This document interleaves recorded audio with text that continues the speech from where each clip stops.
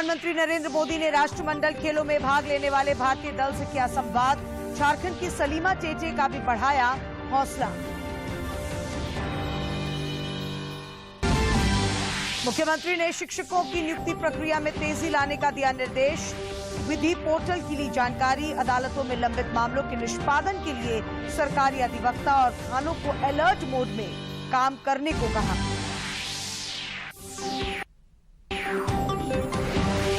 Panchkhero dam में नाव पलटने से मृत लोगों के परिजनों को सरकार की ओर से दी गई 4-4 लाख रुपए की सहायता राशि। केंद्रीय राज्य मंत्री अन्नपूर्णा देवी ने की 20-20 लाख रुपए मुआवजे की मांग। और रांची के टुपुदाना ओपी क्षेत्र में वाहन चेकिंग के दौरान महिला दारोगा की वाहन से कुचलकर हत्या। चालक गिरफ्तार। कई लोग भागने में सफल।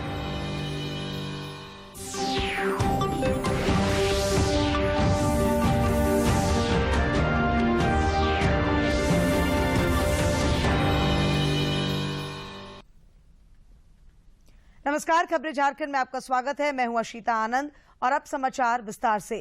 प्रधानमंत्री नरेंद्र मोदी ने राष्ट्रमंडल खेलों में भाग लेने जा रहे भारतीय दल के साथ वीडियो कॉन्फ्रेंसिंग के जरिए संवाद किया। इस दौरान प्रधानमंत्री ने खिलाड़ियों और उनके कोच को शुभकामनाएं दी हैं। श्री मोदी ने इस दौरान खिलाड़ियों को जी भर के, जम करके और अपनी पूरी ताकत से खेलने की सलाह दी। साथियों, आज 20 जुलाई है। खेल की दुनिया के लिए भी ये बड़ा महत्वपूर्ण दिवस है।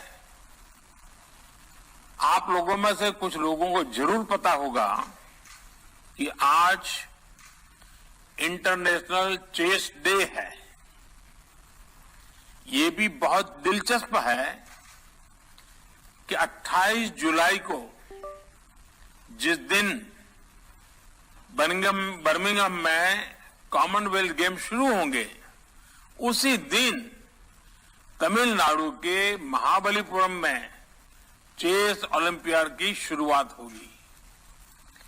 यानी आने वाले 10-15 दिन भारत के खिलाड़ियों के पास अपना दम खम दिखाने का, दुनिया पर छा जाने का एक बहुत बड़ा सुनहरा अवसर है।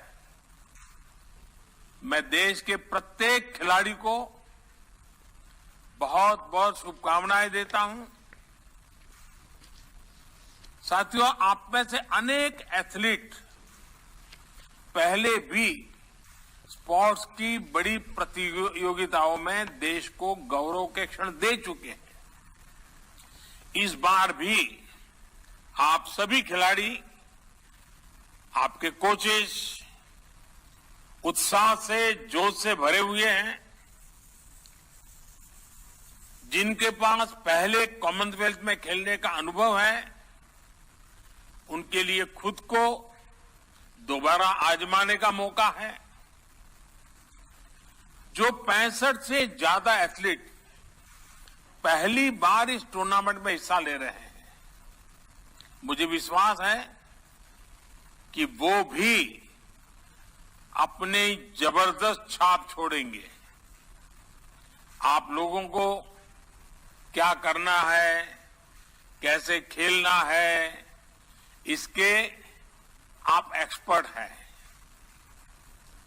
मैं बस यही कहूंगा कि जी भर के खेलिएगा, जमकर खेलिएगा, पूरी ताकत से खेलिएगा और बिना किसी टेंशन से खेलिएगा। और आप लोगों ने वो पुराना डायलॉग सुना होगा, कोई नहीं है टक्कर में, कहां पड़े हो चक्कर में। बस इसी एटीट्यूड को लेकर आपको वहां जाना है, खेलना है। बाकी मैं अब अपनी तरफ से ज्यादा ज्ञान परोसना नहीं चाहता हूं। प्रधानमंत्री नरेंद्र मोदी ने वीडियो कॉन्फ्रेंसिंग के जरिए झारखंड की हॉकी खिलाड़ी सलीमा टेटे से भी संवाद किया और हौसला अफजाई की। गौरतलब है कि झारखंड की हॉकी खिलाड़ी संगीता कुमारी, निक्की प्रधान और सलीमा टेटे राष्ट्रमंडल खेलों के लिए इन दिनों इंग्लैंड में अभ्यास कर रही हैं। झारखंड से हॉकी की प्लेयर है। सलीमा जी नमस्ते। Good morning sir. हाँ सलीमा जी कैसी हैं आप? ठीक है सर, आप लोग कैसे? तो अभी कहाँ कोचिंग के लिए कहीं और है, बाहर हैं आप? जी सर, अभी इंग्लैंड में है हम लोग। अच्छा हमारी पूरी यूके में टीम। है। अच्छा सलीमा, मैं कहीं आपके बारे में पढ़ रहा था कि आप और आपके पिता ने हॉकी के लिए बहुत संघर्ष किया है। तब से लेकर अब तक की यात्रा के बारे में अगर आप कुछ बताओगी तो देश के खिलाड़ियों को भी जरूर इंस्पिरेशन मिलेगा। जी सर बिल्कुल। जैसे मैं एक गांव से हूँ, तो जैसे मेरे पापा भी खेलते थे पहले, जब उनका एज था, पर अभी तो बहुत टाइम होने पापा छोड़ दिए। तो मैं उनके साथ कहीं भी पापा जाते थे खेलने के लिए, तो मैं उनके साथ साइकिल में जाती थी खेलने उसके साथ। बस मैं बैठ के देखती थी कि मतलब कैसे गेम होता है। मैं पापा से सीखना चाहती थी कि मैं कैसे सीखूं हॉकी, मुझे भी हॉकी खेलना है।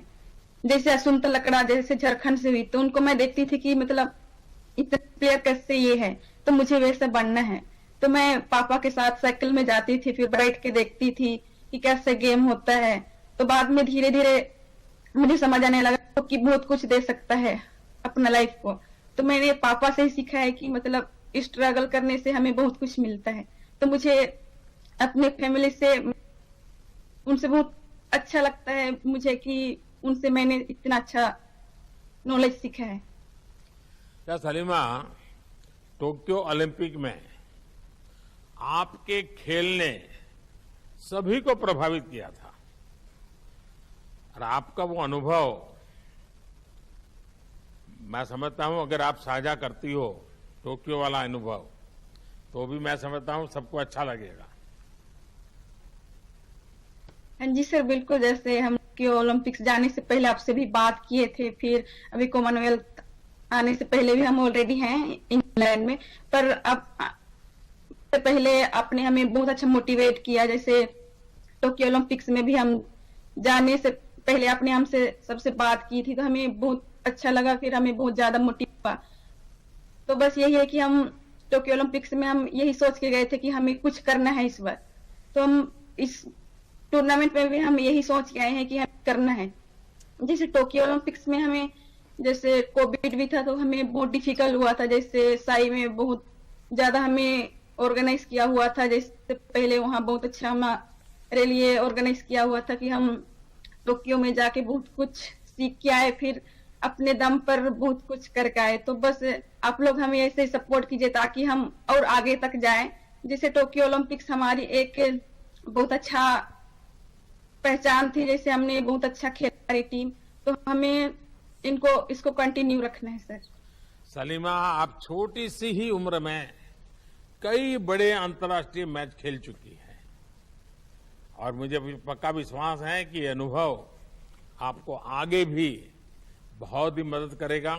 आप बहुत आगे बढ़ेगी। मैं आपके माध्यम से महिला और पुरुष दोनों ही हॉकी टीम को अपनी ओर से और देश की तरफ से बहुत बहुत शुभकामनाएं देता हूं। आप सभी बिना किसी तनाव को मस्ती से खेलिए। सभी लोग सर्वश्रेष्ठ जब प्रदर्शन करेंगे तो पदक हर हाल में आना ही आना है। आप सभी को बहुत बहुत शुभकामनाएं। इससे पहले केंद्रीय खेल मंत्री अनुराग ठाकुर ने वीडियो कॉन्फ्रेंसिंग के जरिए कहा कि प्रधानमंत्री नरेंद्र मोदी खिलाड़ियों का मनोबल बढ़ाने का कार्य करते हैं। आउट ऑफ पॉकेट अलाउंस भी मिला। इस बार भी सर इस कॉमनवेल्थ गेम्स में जाने से पहले जो हमारा कॉमनवेल्थ गेम बाउंड जो एथलीट्स हैं, इनके 111 एक्सपोजर ट्रिप्स हुए सर। ये आपके ही आशीर्वाद से हो पाए, किसी तरह की कोई कमी नहीं रही। साई के जो हमारे नेशनल सेंटर ऑफ एक्सीलेंस है, वहां पर भी साल भर खिलाड़ियों के कैंप्स और बाकी इवेंट चले। सर आपने पिछले कुछ वर्षों में खेलों का बजट दोगुना नहीं बल्कि 3 गुना ज्यादा किया है, जो खिलाड़ियों के लिए बहुत बड़ी बात है। मैं सभी खिलाड़ियों से आपका उसके लिए भी बहुत आभार प्रकट करता हूं। माननीय प्रधानमंत्री जी, हमारे खिलाड़ी उत्सुक हैं आपको सुनने के लिए, आपसे रूबरू होने के लिए।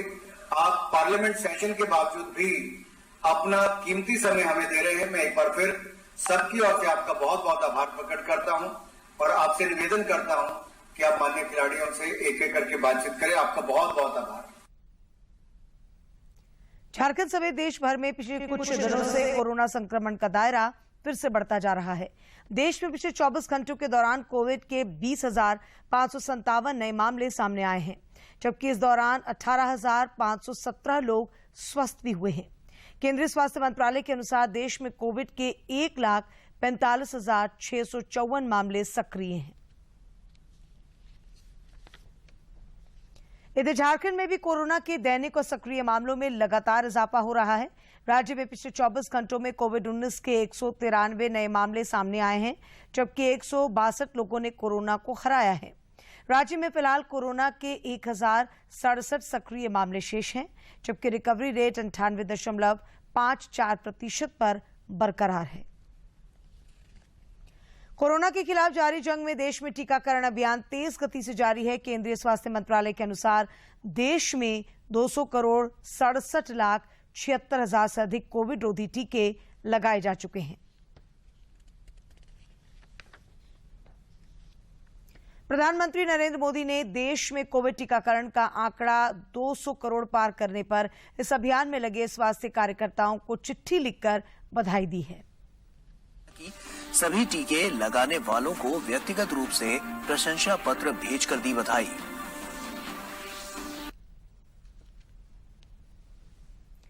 राष्ट्रीय टीकाकरण अभियान तकनीकी सलाहकार समूह के कोविड कार्य बल के अध्यक्ष डॉक्टर N.K. अरोड़ा ने कहा है कि लोगों को एहतियाती डोज की जरूरत है, क्योंकि कोरोना वायरस के प्रति सुरक्षा में कमी आ रही है।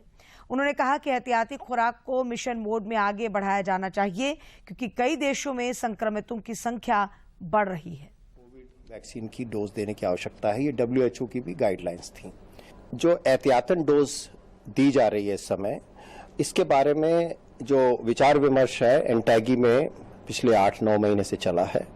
भारत में बहुत सारे लोग ऐसे हैं वयस्क जिनको कुछ न कुछ कोमॉर्बिडिटीज होती हैं, और उसके विषय में एनटैगी ने रिकमेंड किया था कि इनको एक एक्स्ट्रा या अतिरिक्त डोज मिलनी चाहिए, जो भी वैक्सीन मिली है उसके अतिरिक्त डोज। तो इस बारे में निर्णय जो है अक्टूबर, नवंबर, दिसंबर में ही हो गया था, और इसी के बेसिस पर एहतियातन डोज जनवरी में शुरू करी गई है।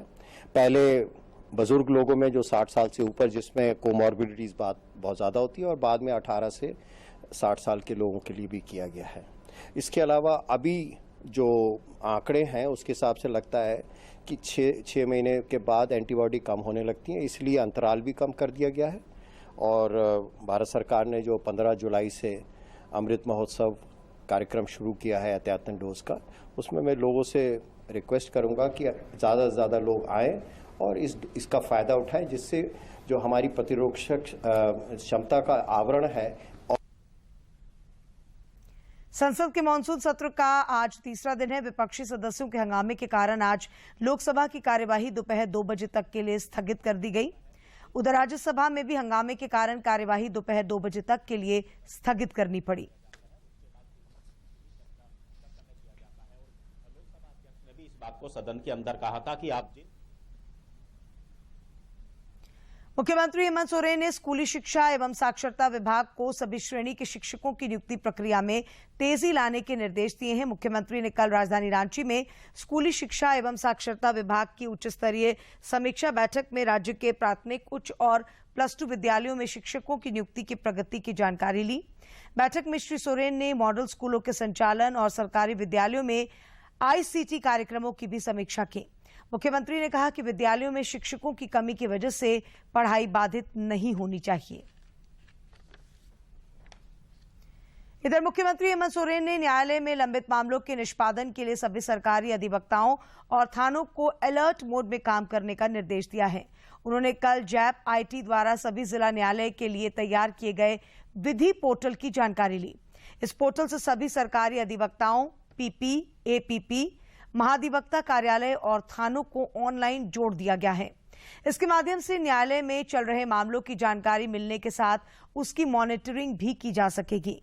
मुख्यमंत्री ने इस पोर्टल से सभी जिलों के उपायुक्तों और पुलिस अधीक्षकों तथा अन्य अधिकारियों को जोड़ने का निर्देश दिया है।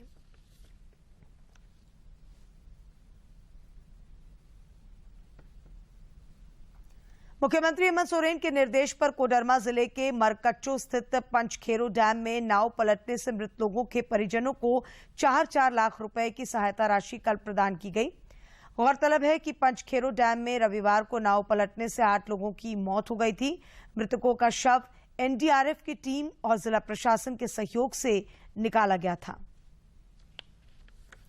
इस बीच केंद्रीय शिक्षा राज्य मंत्री अन्नपूर्णा देवी ने पंचखेरो डैम में मारे गए सभी लोगों के परिजनों को 20-20 लाख रुपए मुआवजा देने की मांग राज्य सरकार से की है।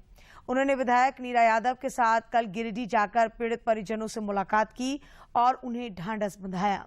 मौके पर केंद्रीय राज्य मंत्री ने कहा कि जब तक पंचखेरो डैम में सुरक्षा का पुख्ता इंतजाम नहीं होता है तब तक लोगों को नौका विहार के लिए नहीं जाना चाहिए। उन्होंने बताया कि गिरिडीह और कोडरमा के पुलिस अधीक्षक को दोषियों के खिलाफ कड़ी कार्रवाई करने का निर्देश दिया है। बात है तो हम ये भी आग्रह करेंगे सरकार से भी, क्योंकि इस तरह की जो घटना हृदय विदारक घटना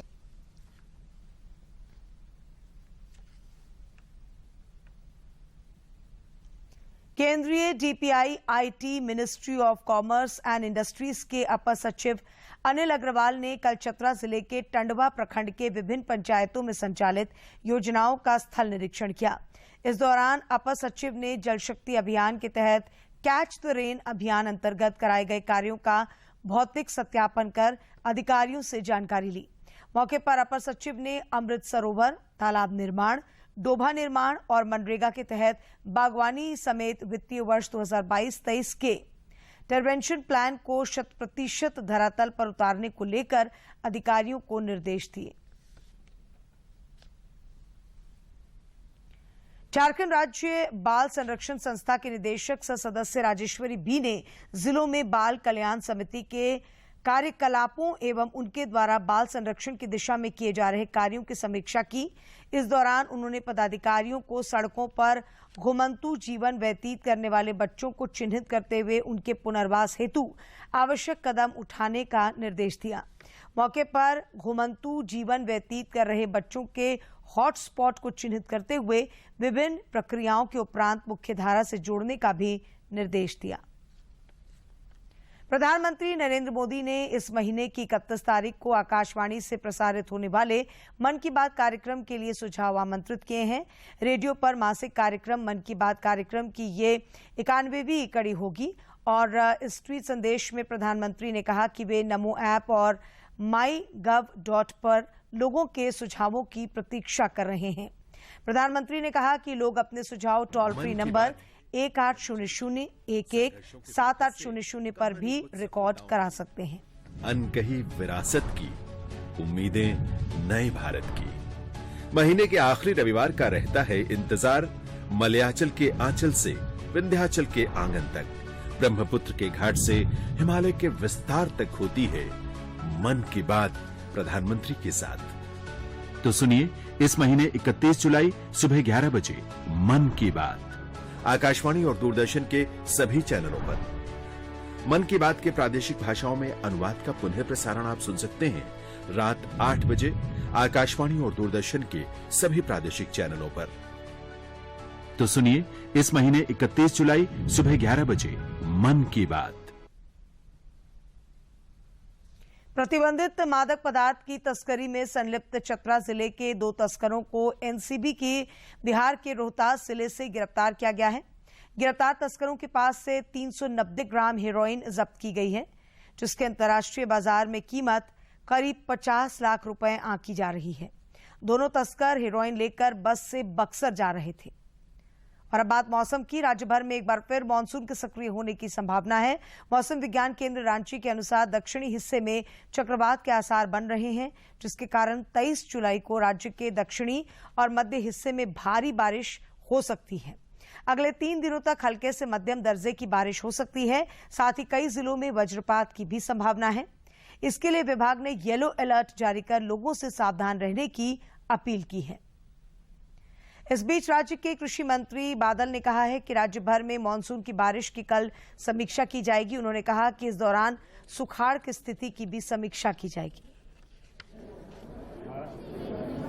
लोग काफी उदास हैं और हमने उन्हें कहा है कि हम विभाग पूरी संवेदनशील है। पिछली कैबिनेट में भी इस बात पर चर्चा हुई थी और 21 तारीख को इस पर उच्च स्तरीय बैठक हम करने जा रहे हैं। अभी मानसून के कुछ आसार हैं, तो डे 1 से लास्ट तक हम सारा आकलन करने के बाद वैकल्पिक व्यवस्था की तैयारी में। और अब कुछ खबरें राज्य के विभिन्न जिलों से।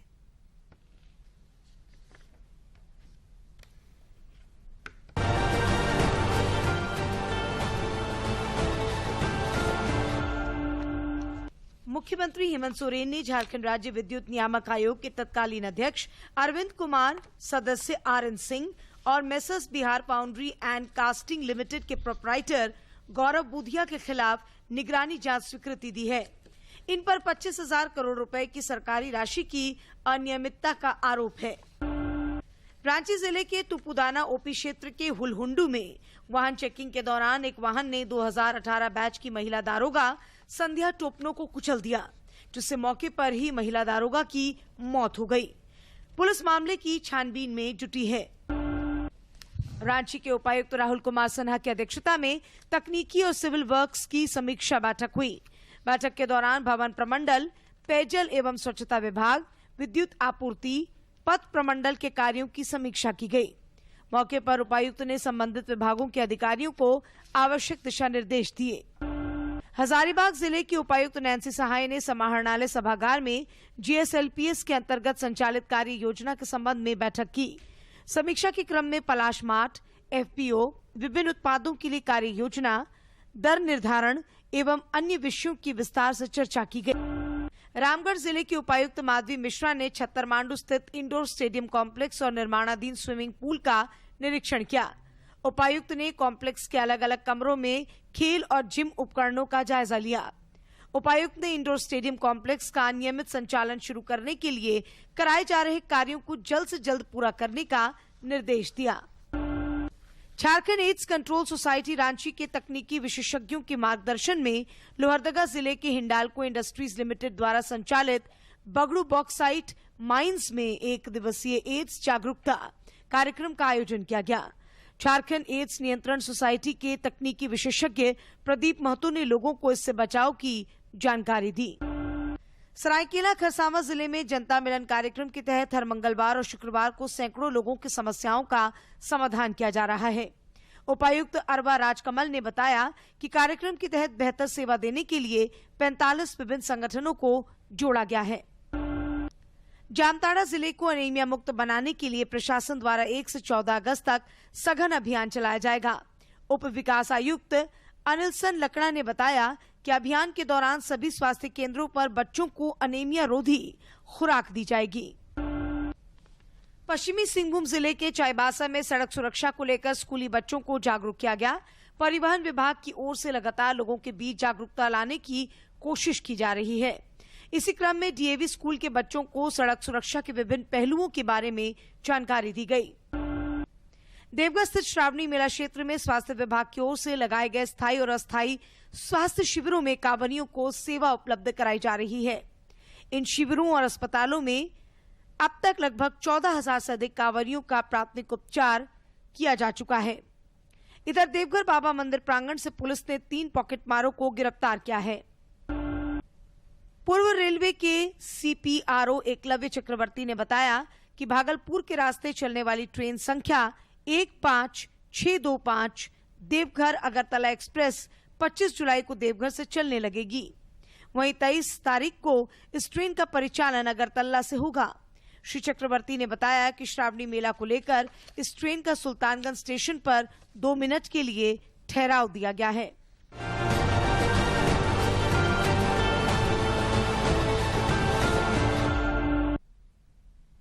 और अंत में मुख्य समाचार एक बार फिर।